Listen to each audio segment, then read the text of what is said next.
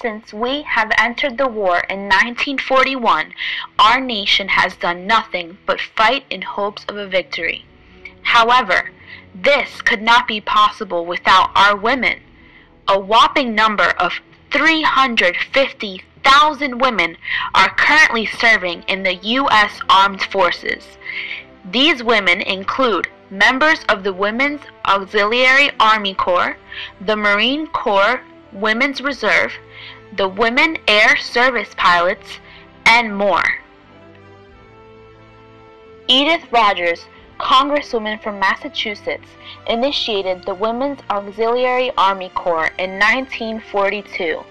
The Corps was established for the sole purpose of making available to the nation the knowledge, skill, and special training of our U.S. women.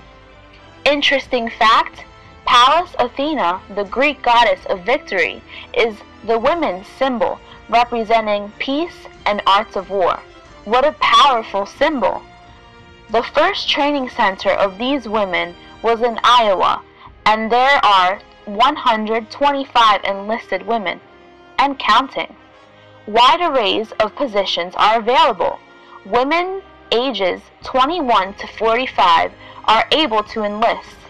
Our United States Army has always been a reflection of American society and values, and there are now Japanese and Black American WAC members, many of who have joined the Army.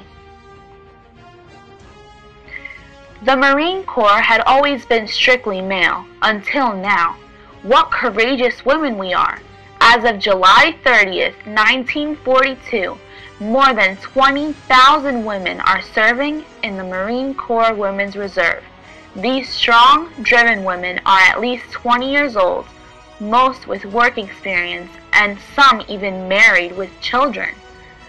Their mission is to provide women for duty at establishments of the Marine Corps, which releases men for combat duty. Known as WRs, women reservists are currently in over 225 specialties and are the 85% of enlisted jobs at the headquarters of the Marine Corps. Jobs include map makers, welders, post-exchange managers, radio operators, and more. Even General Holcomb has stated, like most Marines, when the first matter came up, I didn't believe women could serve any useful purpose in the Marine Corps. Since then, I've changed my mind. Wow. Women Air Force Service Pilots, also referred to as WASP. That's something I'd never thought I'd see or even live to hear about. As the war presses on, a group of diligent and capable young women are making history. They have been chosen and trained as pilots in the United States Air Force. These young women are inspirational game changers. It's great to see us women going from navigating a vacuum to navigating a U.S. military level plane. Wow. Our very own Eleanor Roosevelt said, "This is not a time when we women should be patient. We are in a war and we need to fight it with all our ability and every weapon possible." Women pilots in this particular case are a weapon waiting to be used. Women like Jane Elizabeth Erickson and even an Asian American, Hazel Ying Lee, will be remembered for centuries to come for such boldness. They will be in textbooks. We are becoming quite the progressive nation. We're using all of the manpower we can muster. Now we have women in the Coast Guard and the Marines. From what we know, these gals are chosen for their water-based knowledge and a few years of work experience. America needs them. For the most part, they relieve the men of the clerical work so that they can continue to protect our country's honor in the Atlantic against Germany. Apparently, there's word going around that they've also been working on classified technology that the Coast Guard uses to find specific locations of aircrafts.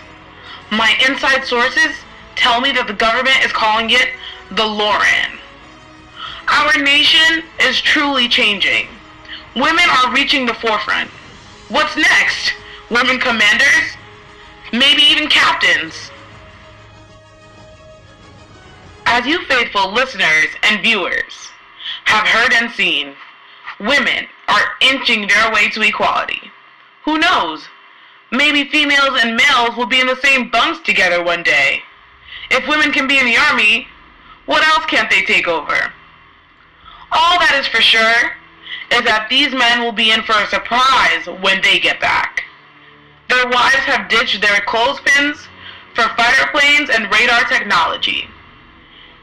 If this keeps up and women keep entering the workforce and the military, our nation will never be the same.